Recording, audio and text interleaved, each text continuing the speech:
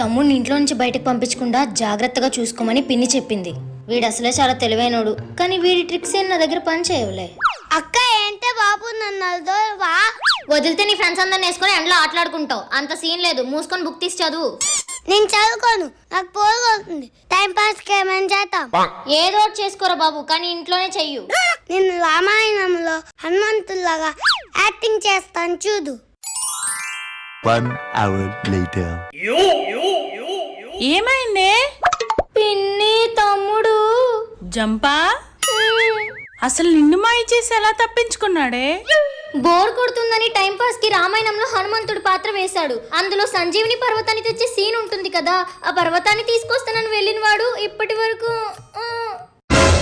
ఇంకేముంది, ఆ యాక్టింగ్ లోనే ఎస్కేప్ అయి ఉంటాడు. వాడు దేశముదురు.